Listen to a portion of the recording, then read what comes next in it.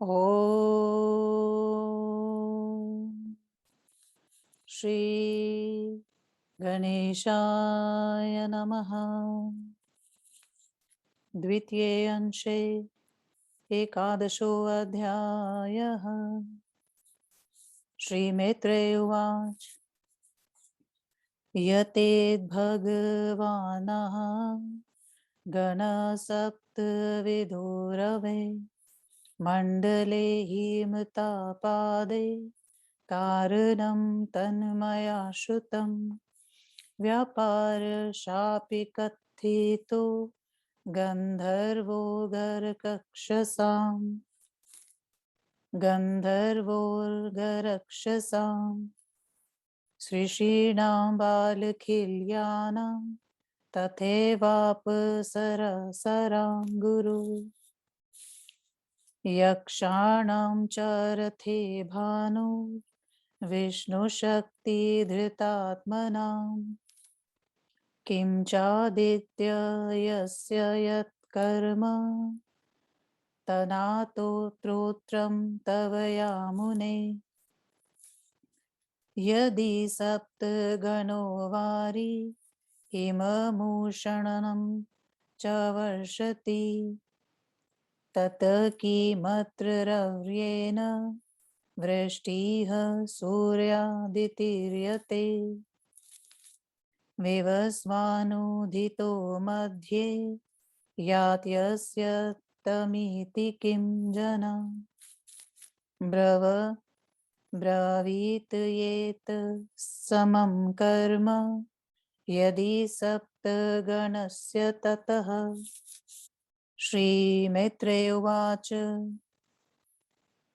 यदेत भगवानः गणसप्तविधो रवे मण्डले हेमतापादे कारणं तन्मया श्रुतं व्यापार चापि कथितो गन्धर्वोर्गरक्षसां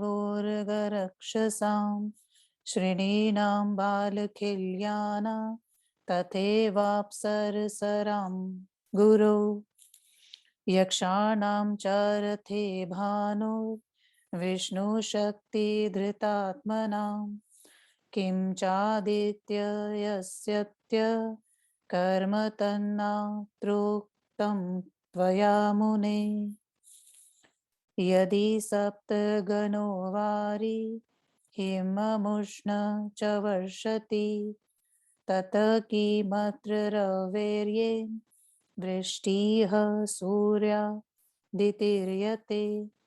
विवस्वानुदितो मध्ये यात्यस्तमीति किं जनः ब्रवीत्येतत् समं कर्म यदि सप्तगणस्य ततः। श्रीपराशर उवाच मैत्रेय शूर्यतामेध भगवान्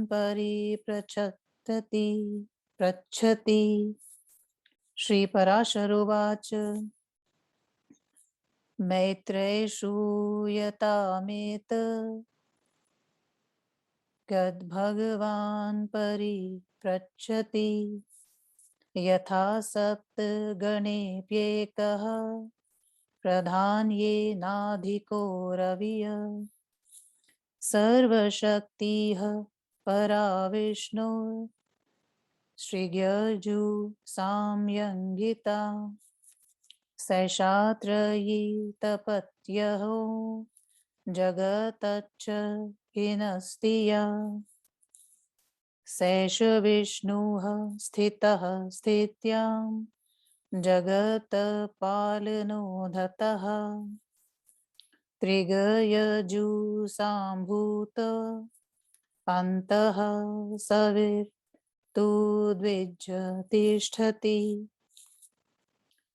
मासी मासी रविर्यो यस्तत्र तत्र हि सा परात्रयी त्रयीमयी विष्णुशक्तिर्वस्थानं करोति वै ऋचः स्तुवन्ति पूर्वा हने मध्याहि थयजुंषि वै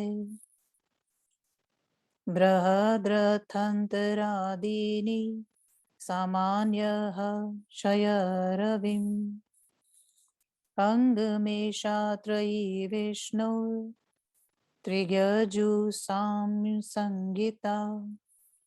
विष्णुशक्तिर्वस्थानं सदादित्य करोति सा न केवलं रविशक्तिर्वैष्णवी सा त्रयीमयी बृहत् पुरुषो रुद्र मेतत्रयीमयं महा सर्गादो त्रिडगमयो ब्रह्मा स्थितो विष्णुर्यजुर्मय रुद्रसाममयो अन्ताय तस्मात् तस्य शुचिर्ध्वनि एवं सा सात्विकी शक्तिर्वैष्णवी या त्रयीमयी एवं सा सात्विकी शक्तिर्वैष्णवी या त्रयीमयी आत्मसप्तगणस्थं तं भास्वन्तमधिष्ठिष्ठति तया चाधिष्ठितः सोऽपि जाज्वलीति स्वरिष्मभिः तमसमस्जगन्तां नाशं नयति चाखिलं महा स्तुवन्ति चैनं मुन्यो गन्धर्वर्गीयते पुरा मृत्यन्तयो अप्सरसो यान्ति तस्य चानु निशाचरा वहन्ति पन्नगायक्षः क्रियते भीषु सङ्गः बालकिल्यास्तथैवैनं परिवार्य समासते नोदिता नास्तमेता च कदाचिच्छक्ति रूपधृक्कः विष्णुर्विष्णु पृथक् तस्य गणसप्तविधोपयम्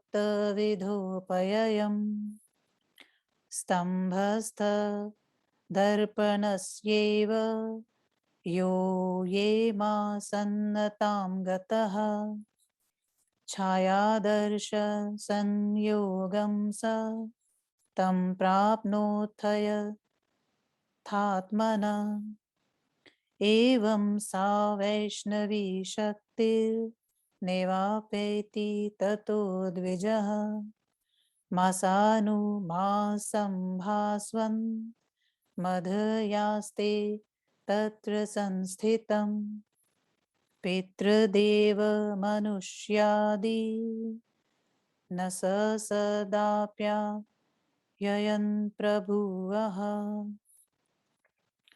परिवर्तय होरात्र कारणं सविता द्विज सूर्यरश्मिः सुषुम्णायस्त पित्रस्तेन चन्द्रमः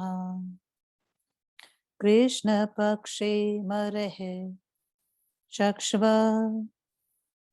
तपीयते वै सुधामय पीतं तं द्विकलं सोमं कृष्णपक्षये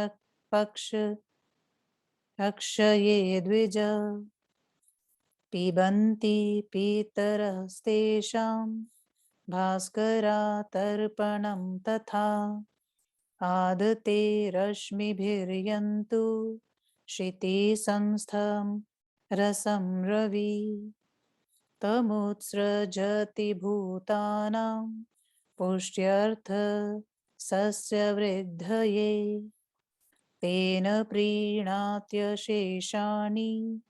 भूतानि भगवान् रवि पितृदेव मनुष्यादि नैवमाप्याययस्यसौ पक्षतृप्तिं तु देवानां पितॄणां चैव मासिकीमः शश्वतृप्तिं च मर्त्यानां मैत्रेयार्कः प्रयच्छति। इति श्री विष्णु महापुराणे द्वितीये अंशे एकादशोऽध्यायः। 11वां अध्याय हिंदी अनुवाद। सूर्य शक्ति और वैष्णवी शक्ति का वर्णन। श्री मैत्रेय महर्षि ने कहा, हे भगवान, आपने ये जो कहा है कि इन सातों का गण ही हिम, ताप और वर्षा का कारण बनता है, उसे तो मैंने सुन लिया। हे गुरु, उन गंधर्वों, सर्पों, राक्षसों, बालखिल्य ऋषियों, अप्सराओं तथा यक्षों में जो भगवान विष्णु की शक्ति से तेजोमय होकर सूर्य के रथ में विद्यमान रहते हैं, उनका व्यापार भी आपने बतलाया है, किंतु सूर्य का कौन सा कार्य है, इस बात को आपने नहीं बतलाया है। यदि इन सातों का गण ही शीत, उष्ण और वर्षा का कारण है, तो फिर सूर्य क्या करते हैं कि यह कहा जाता है कि सूर्य वर्षा करते हैं? यदि ये सातों ही इन क्रमों को करते हैं, तो फिर ये क्यों कहा जाता है कि सूर्य उदित हुआ, सूर्य मध्य में है और सूर्य अस्त होते हैं? श्री पराशर महर्षि ने कहा, हे मित्र, तुमने जो पूछा है उसका उत्तर सुनो। उन सातों के गुणों में सूर्य भी एक है, किंतु वह अन्यों की अपेक्षा प्रधान है। भगवान विष्णु की जो सर्वशक्ति स्वरूपिणी त्रिग, यजुम एवं साम शक्ति है, वही त्रयी शक्ति है। वही सूर्य को ताप प्रदान करती है और संसारी प्राणियों के संतापों को विनष्ट करती है। हे भगवान विष्णु जगत की स्थिति के काल में जगत का पालन करते हैं। वे सूर्य के भीतर उस समय ऋग, यजु तथा साम रूप से निवास करते हैं। जिस महीनों में जो सूर्य रहते हैं, उन सबों के भीतर भगवान विष्णु त्रयी रूप से स्थित रहते हैं। पूर्वाह में त्रिक सूर्य की स्तुति करती है, मध्य में भद्रयंतर आदि यजुष एवं सायकाल में साम श्रुतियां सूर्य की स्तुति करती हैं। ये ऋग, यजु एवं साम शक्ति भगवान विष्णु की अंग है। ये विष्णु शक्ति आदित्य के भीतर सदा विद्यमान रहती है। ये त्रयी स्वरूपिणी विष्णु शक्ति केवल सूर्य ही शक्ति नहीं है, अपितु ब्रह्मा तथा रुद्र भी त्रयीमय ही है। सृष्टि की आदि में ब्रह्मा त्रिक स्वरूप रहते हैं, स्थिति काल में विष्णु यजुर्मय रहते हैं और संहार काल में रुद्र साममय रहते हैं। इसलिए साम की ध्वनि अपवित्र मानी जाती है।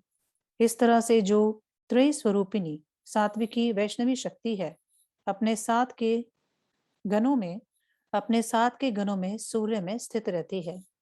उस विष्णु शक्ति से अधिष्ठित सूर्य भी अपनी किरणों से प्रकाशित होते हैं और संपूर्ण जगत के अंधकार का नाश करते हैं। मुनिजन सूर्य की स्तुति करते हैं, गंधर्व उनका गान करते हैं, अप्सराएं नृत्य करती हैं और राक्षस उनके पीछे पीछे चलते हैं। सर्प वहन करने का काम करते हैं, यक्षगण वागडोर संभालते हैं, बालखिल्य महर्षि इनको चारों ओर से घेरे रहते हैं।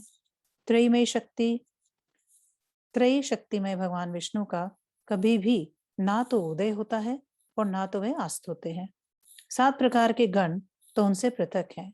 जिस प्रकार स्तंभ में लगे हुए दर्पण के सन्निकट में हो जो जाता है, उसको अपना ही प्रतिबिंब दिखने लगता है। हे द्विज, इसी प्रकार सूर्य देव से वैष्णवी शक्ति कभी दूर नहीं होती है। मैं प्रत्येक मास में सूर्य में स्थित रहती है। हे द्विज, दिन और रात्रि के कारणभूत भगवान सूर्य पितृगण, देवगण एवं मनुष्यगण को सदा तृप्त करते रहते हैं। सूर्य की सुषुम्ना नाम की रश्मि शुक्ल पक्ष में चंद्रमा का पोषण करती है और कृष्ण पक्ष में चंद्रमा की अमृत में एक एक कला का पान देवगण करते रहते हैं। कृष्ण पक्ष की समाप्ति में चतुर्दशी को पीने से बचे हुए 2 कलाओं का पान पितृगण करते हैं। इस तरह सूर्यदेव पितरों का आप्यायन करते हैं। पृथ्वी में विद्यमान जितने जल को सूर्य अपनी किरणों के द्वारा ग्रहण करते हैं, उसको जीवों की पुष्टि तथा सस्य की समृद्धि के लिए बरसा देते हैं। अतएव इस प्रकार भगवान सूर्य पितृगण, देवगण तथा मनुष्य आदि समस्त जीवों को पुष्ट करने का काम करते हैं। हे मैत्र, इस प्रकार सूर्यदेव पितरों की पाक्षिकी, देवताओं की मासिकी और मनुष्य की प्रतिदिन तृप्ति करते हैं।